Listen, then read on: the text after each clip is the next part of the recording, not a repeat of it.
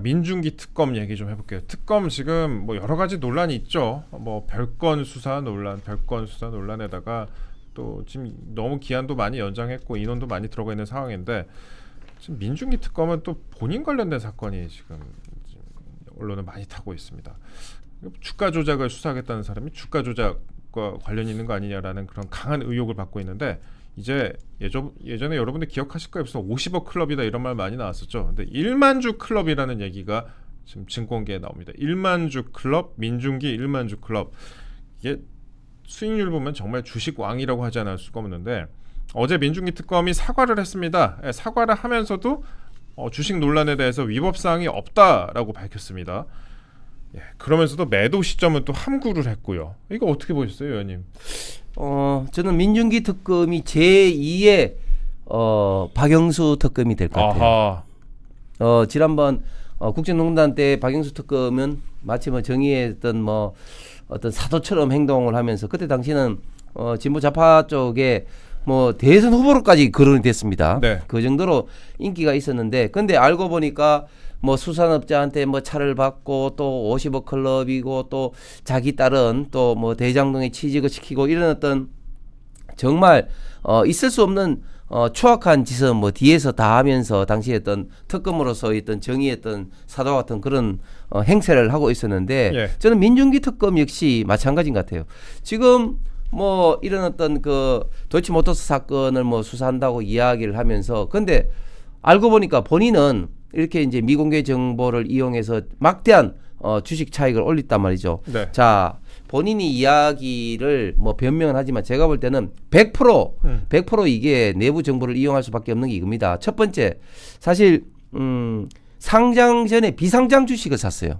그렇죠. 비상장 주식 함부로 못 삽니다. 네. 그리고 이 주식의 네오세미테크의 대주주 대표가 대전구 동문이죠. 그렇기 때문에 특별한 어떤 관계에 의해서 비상장 주식을 살 수밖에 없다 이렇게 생각하고 그보다 더 결정적인 것은 이 네오세미테크가 주식 시장에 들어올 때에도 우회 상장으로 들어오는데 백도어라고 하죠. 우회 상장으로 들어오는데 그런데 결국 이제 분식회계 등으로 인해서 상장 폐지가 됩니다. 그런데 상패로 인해서 수많은 개미 투자자들이 이제 이 휴지 조각이 된 주식으로 인해서 피해를 받아서 눈물을 흘리는데 상패 직전에 매각을 합니다. 그것도 이 대표하고 거의 동시에 매각을 한다는 거죠. 네. 이것은 제가 볼 때는 뭐 정말 신이 내리는 어떤 계시를 받아도 이렇게는 잘 못할 것 같아요. 어떻게 상패 직전에 대표와 가치 매각을 통해서 이렇게 거의 30배에 이르는 수익을 받습니다. 그렇기 때문에 100% 이것은 살 때도 그렇고 매각할 때도 그렇고 내부자 정보 즉 대표로부터 정보를 얻어서 매각을 했다. 이렇게밖에 볼 수가 없는 거죠. 개미들 한강 보내놓고 본인은 이제 1억 원대 수익을 거뒀다라는 그런 지적이 많이 나옵니다. 그 피해자들 사이에서 이런 얘기가 나오는데요. 요즘에 상장 폐지 당시에 1만주 클럽 의혹이 제기가 됐었다. 당시에 그 이 회사 대표의 특수관계인 2명이 12,036주씩을 보유하고 있었는데 이게 민중기 특검이 갖고 있던 주식수하고 동일하다. 어떻게 이럴 수가 있냐라는 점이 석연찮다는 거예요. 그래서 1만주 클럽이라는 얘기가 나오고 있다. 그런데 본인은 지금 그 매도 시점에 대해서 함구를 하고 있다. 저 또 하나 재밌었던 게 제가 MBC도 가끔 모니터링 하거든요. 근데 MBC 뉴스데스크 같은 경우에는 여태 한 번도 이 사건을 다루지 않다가 위법 사항이 없다고 밝힌 어제만 좀 다뤘습니다. 그리고 MBC 얘기가 나왔으니까 말인데 주진우 의원이 본인의 페이스북에 올린 글 하나 제가 가져와 봤습니다. MBC 스트레이트라는 그 프로그램의 취재진이 국회 법사위에 또 들이닥쳤다. 카메라부터 들이밀었다.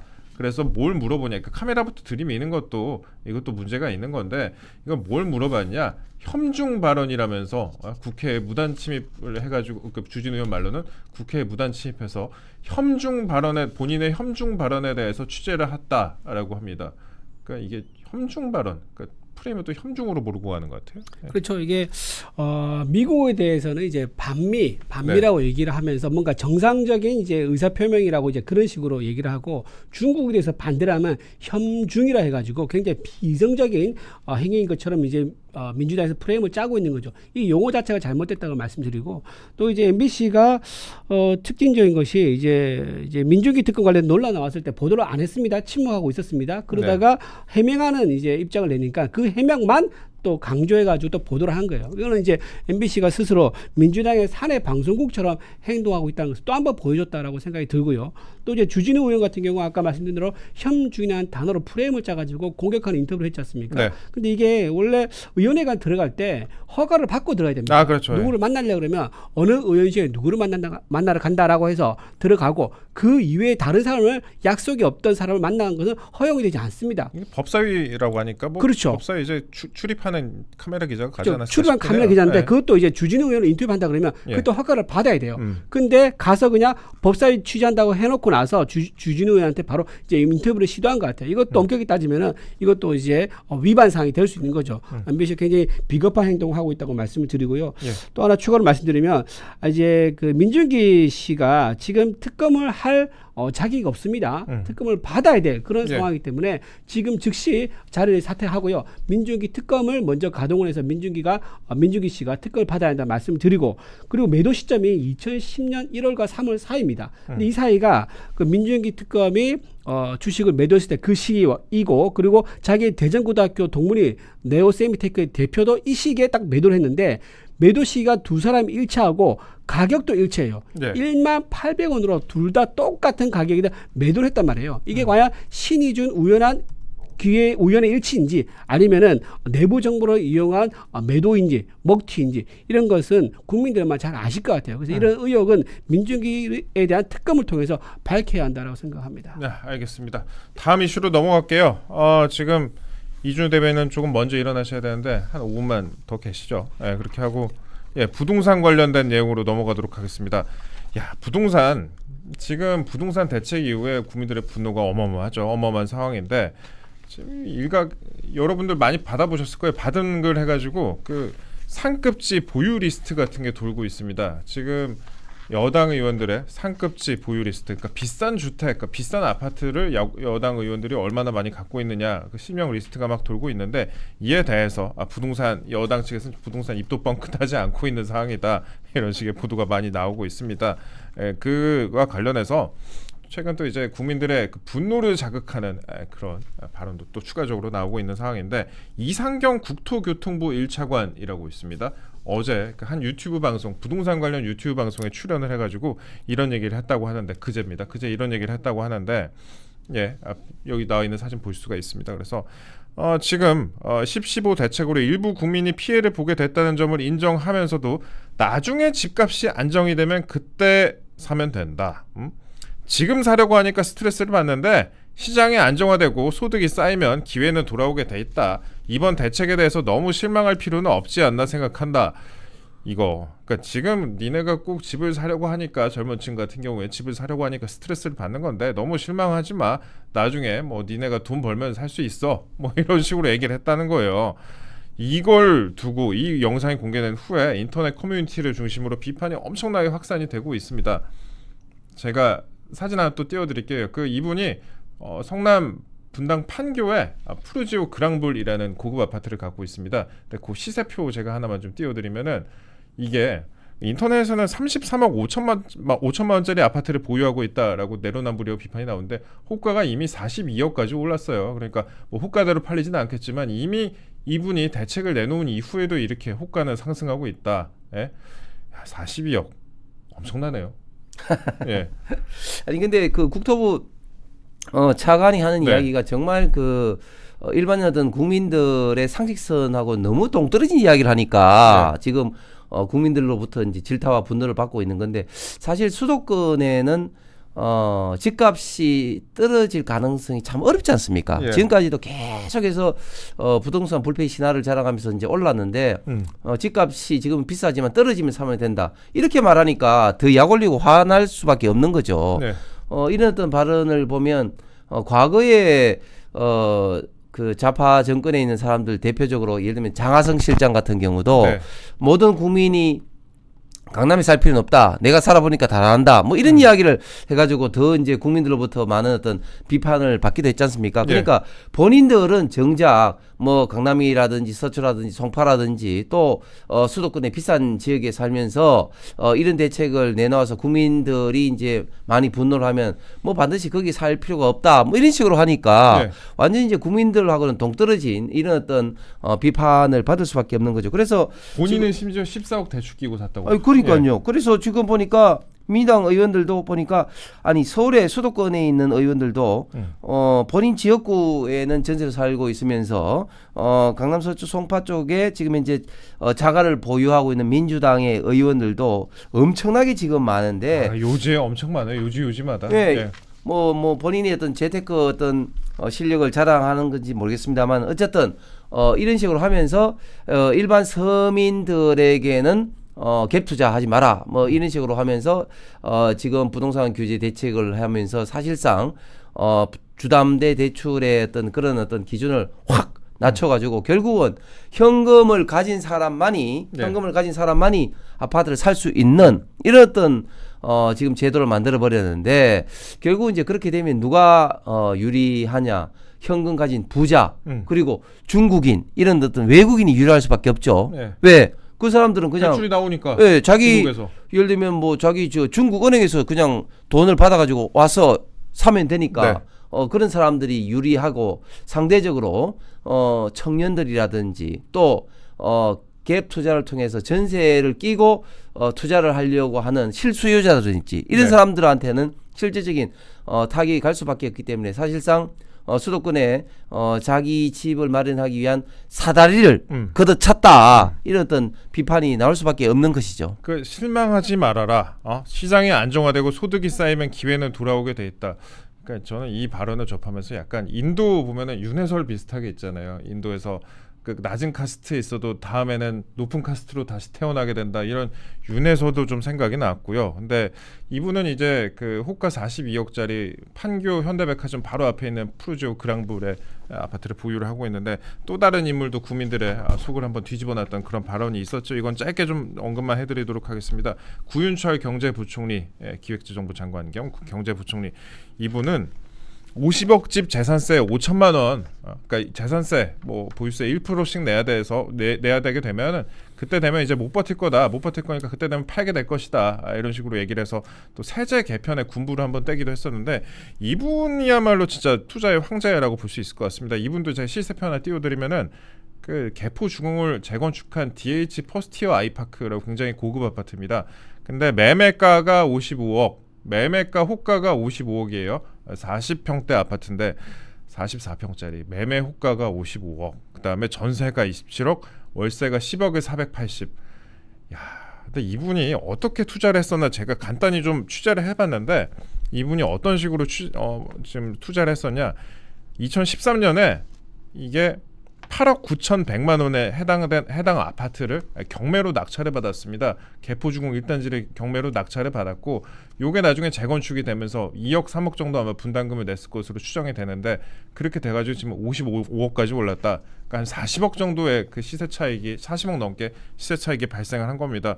야, 이런 식으로 본인들은 지금 투자를 이어가고 있고 2억 원 지금 금감원장 같은 경우에도 같은 아파트를 매수를 했었습니다. 같은 시기에 관련돼서. 그래서 여러 가지 좀 비난이 제기가 되고 있습니다. 특히나 그 지금 구윤철 부총리 같은 경우에는 과거에 세종시 아파트에도 공무원 특공 제도를 통해서 싸게 분양을 받아놓고 여기다가 이제 1억 3천만 원의 시세 차익을 얻고 거주하지도 않고 팔았던 그런 전례가 있습니다.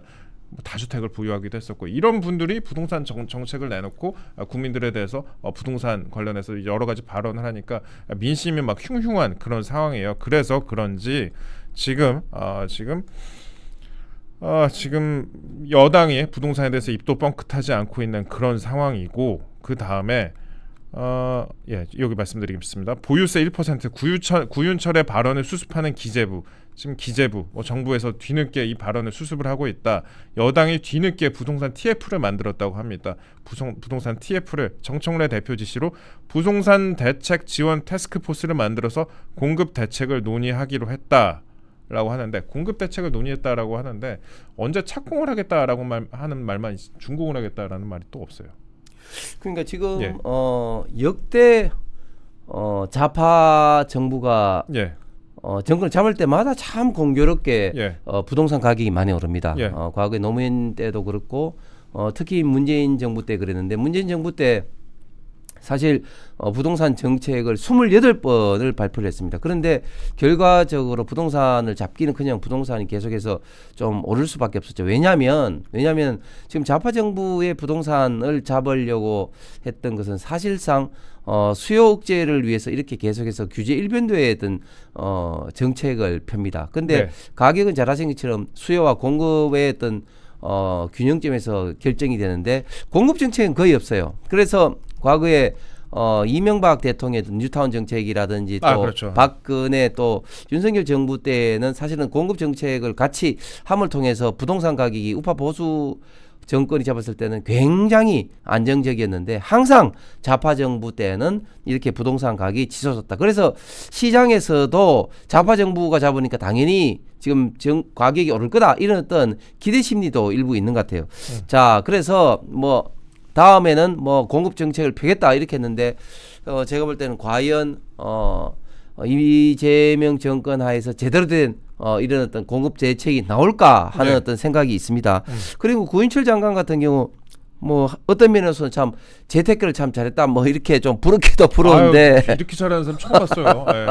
그런데 이렇게 보유세 1%로 이제 보유세 인상을 위한 군부를 떼고 있죠. 그래서 네. 기본적으로 좌파의 시각을 지금 구인철 장관이 지금 반영하고 있다고 봅니다. 무슨 말이냐? 결국은 보유세를 올리게 되면 기존에 강남에 집을 갖고 있는 사람들 중에서 일부는 못 버티기 때문에 결국은 강남에 어떤 보유물이 나올 수밖에 없다. 그래서 강남 집값을 잡을 수 있다. 이런 시각을 기본적으로 갖고 있는데 글쎄요. 쉽게 강남에 집 갖고 있는 사람이 집을 내놓을지 이거는 제가 볼 때는 극히 희망적인 관측이고 오히려 더 반발만 일어나게 될 거다. 왜? 50억을 갖고 있는 사람에게 보유세를 1% 정도 부과를 하게 된다면 5천만 원의 재산세를 내야 되는데 과연 재산세 5천만 원을 부과를 했을 때 과연 서울 민심이 그냥 있겠습니까? 예. 아마 폭발할 겁니다. 그런 어떤 상황에서 과연 이 이재명 정권에서 보유세 인상을 할 것이냐 그렇게 저는 쉽게 못할 거다 그렇게 생각을 하면서 결국은 부동산 값만 올리고 보유세는 제대로 손도 못 대게 되는 그런 정책으로 결말이 나지 않을까 예상이 됩니다. 예, 구인철 부총리 같은 경우는 집값이 50억 원이면 1년에 5천만 원씩 보유세를 내야 하는데 연봉의 절반이 세금으로 나간다면 버티기 어려울 것이라고 밝혔습니다. 근데 집값이 50억이라고 하길래 저는 무슨 50억이나 하는 집이 있어 그랬는데 본인 집이 50억이 넘어가가지고 그렇게 얘기를 한 것 같아요. 본인 기준을 생각하대요. 자기 기준으로 얘기를 한 것 같습니다. 근데 기재부에서 수습을 좀 했습니다. 그래서 이게 뭐 미국에서는 보유세가 1% 정도 된다는 걸 언급한 것이다. 예를 들어 설명한 거지. 부총리의 공식 입장은 전혀 아니라는 것을 명확히 한다라고 했는데 아니 부총리 입에서 경제부총리 일국의 경제부총리 입에서 나오는 게 다 공식 입장이지 그게 아닌 발언이 있나라는 생각이 좀 들고 이것 때문에 지금 여당도 뒤집혔었어요. 그러니까 김병기 원내대표 같은 경우에 당의 공식 입장은 아직 없다라고 밝혔고 전현희 최고위원 같은 경우도 뭐 어설픈 정책이다. 라고 했는데 과연 이게 지방선거 이후에도 이런 식으로 세제 개편과 관련된 내용이 진행이 되지 않겠느냐 글쎄요. 지방선거 지나면 또 세금을 건들 수도 있을 것 같고 여러 가지 좀 관측이 좀 드는 그런 상황입니다. 저희가 부동산에 대해서도 짧게 한 말씀 좀 드렸고요. 저희가 아까 처음 시작할 때 짧게 보여드렸던 영상인데 저희가 뉴스픽 할 때 보여드렸던 영상인데 최민희 의원 관련된 이야기 한 번만 해보도록 하겠습니다. 의원님 혹시 최민희 의원하고 친분이 있으세요? 예, 제가 TV 토론도 많이 했죠. 아하. 예. 친하세요? 아니 뭐 친하기보다도 조금 좀 인상이 별로 안 좋잖아요. 아니 그 결혼식 갔다 오셨어요? 그럼 혹시? 안 갔다 왔습니다. 축의금 안 본. 예. 그 청첩장을 안 보냈군요. 최민희 의원 딸 결혼식이 얼마 전에 있었습니다. 최민희 의원이 지난 18일에 딸의 결혼식 국회에서 있었는데 저는 뭐 누구를 막론하거니와 그 사람의 결혼식은 존중받아야 된다고 생각하고 축복 속에 결혼을 해야 된다고 생각을 합니다.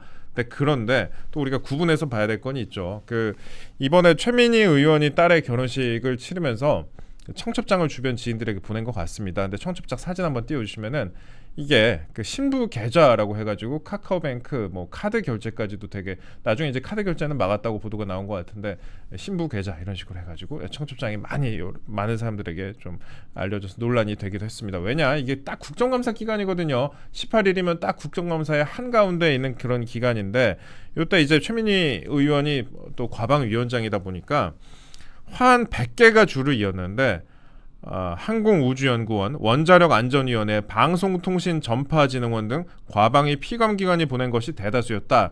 그리고 LG, U+, KT, 네이버, 현대차 등도 화환을 보냈다. 시끌벅적했네요. 100개나 됐었다. 국회의원 자녀 결혼식은 화환이 100개나 오는 것 같은데 그런데 이게 최민희 의원에 대해서 이제 문제를 제기를 했습니다. 그 박정훈 의원이 이게 최민희 위원장의 딸 결혼식에 과방위 피감기관의 화환이 길게 늘어선 사진을 공개하면서 매우 부적절한 행동이라고 생각한다 라고 밝혔는데 최민희 의원이 뭐라고 했냐면요. 영상으로 제가 말씀을 드릴게요. 영상으로 보여드리도록 하겠습니다. 사실 문과 출신인 제가 양자역학을 공부하느라 거의 밤에 잠을 못 잘 지경입니다. 매일매일 양자역학 공부하고 내성암호 공부하고 암호통신을 거의 외우다시피 합니다. 그것도 자꾸 외우니까 이제 알게 되어서요. 정말 집안일이나 딸의 결혼식에 신경을 못 썼습니다. 통상적으로 정치인 결혼식은 지인만 초대하거나 뭐 작게 비공개로 하거나 화환이나 축의금을 사양한다 이런 문구를 박는 게 국민들에 대한 예의 아니냐라고 지적을 하니까 최 위원장이 집안마다 분위기가 다르고 결혼식을 누가 주도하느냐의 차이가 있는 것 같다. 뭐 여기까지는 그렇다 치겠습니다. 그리고 결혼식 하루 전날에 딸이 결혼식 내일이다라는 문자를 보냈다라고 공개를 하면서 이 모든 것을 딸이 주도했기 때문에 날짜를 얘기해도 제가 까먹어서 꼭 좀 참석하라는 당부를 받았다. 딸의 결혼식 날짜도 자기가 까먹었다라는 얘기를 하는 것 같아요. 그리고 여기서부터가 좀 중요한 것 같은데 제 질의 내용을 보신다면 문과 출신인 제가 양자역학을 공부하느라 거의 밤에 잠을 못 잘 지경이다. 매일 양자역학을 공부하고 내성암호를 공부하고 암호통신을 거의 외우다시피 했다 라고 답변을 했습니다. 저는 요즘 국감에서 민주당 의원들의 이야기를 보면 이거는 뭐 유머 1번지 개그 콘서트 감도 아니고 참 국민들 수준에도 훨씬 미치지 못하는 그런 어떤 이야기 막말들을 막 내뱉고 있는데 좀 전에 최익진 의원 없는 나경원 의원을 막 건드리면서 뭐 이야기를 한 거라든지 없는 언니를 만들어버리고 예.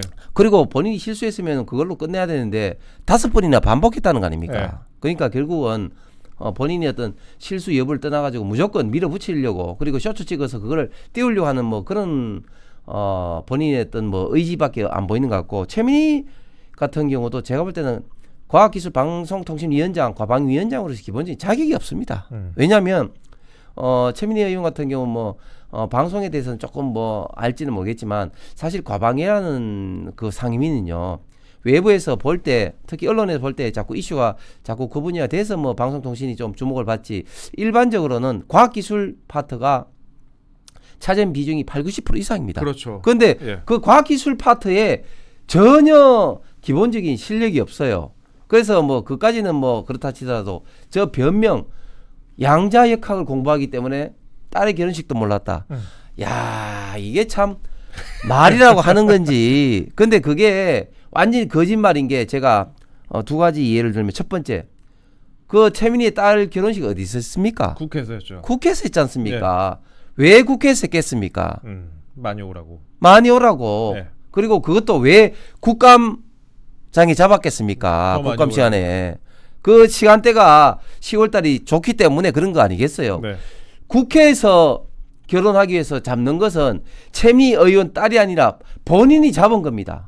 본인이 잡은 거. 예. 본인이 잡은 거를 몰랐다? 예. 양자역학을 공부하면서 몰랐다? 말이 안 되는 거죠. 두 번째, 청첩장을 각 피감기관에 다 돌렸다는 거 아닙니까? 예. 딸이 피감기관에 돌릴 수 있습니까?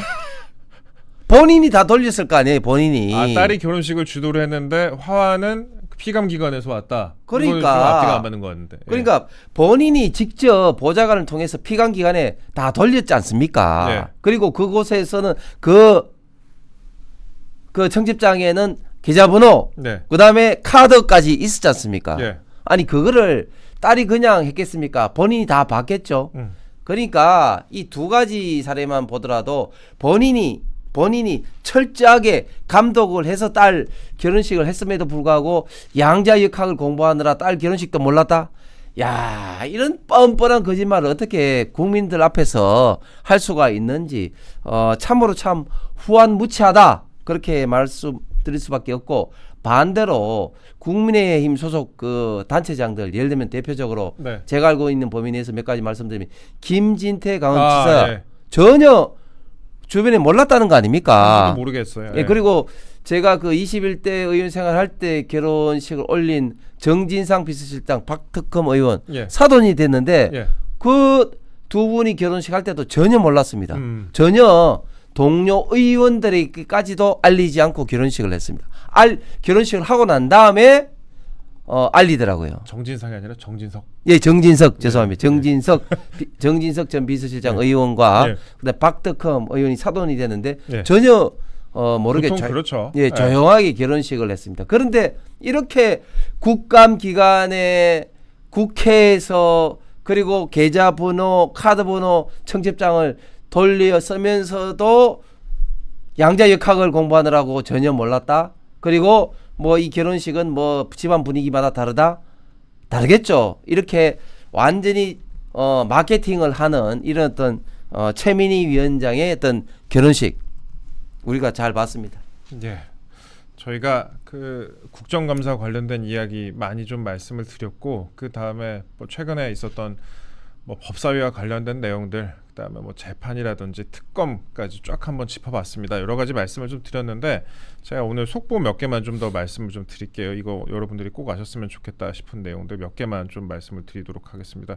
일단 오늘 캄보디아 사망 대학생 유해가 74일 만에 국내로 송환이 된다고 합니다. 이거 오늘 중요한 소식일 것 같은데, 이 캄보디아 사건 관련해서도 최근에 그 김병주 의원이 많은 좀 비판을 받았었죠. 이거 가서 범죄자들 데려오는데 뭐 이렇게 이런 식으로 해야 되는 거냐라는 그런 지적을 많이 받았고, 그 다음에 뭐 이른바 캄보디아판 초롱이 데려오는데 세금을 쓴 거 아니냐라는 그런 지적도 많이 받았습니다.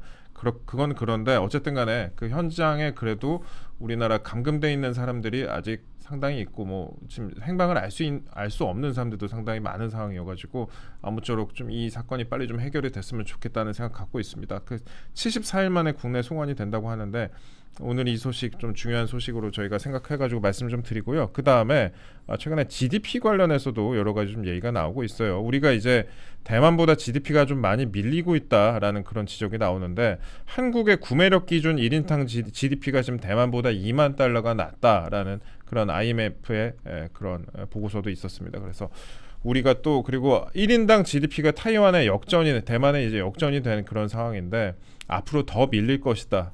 그런 관측이 나옵니다. 그래서 40위권 밖으로도 우리나라가 좀 밀릴 수가 있다. 그런 관측이 나와가지고요.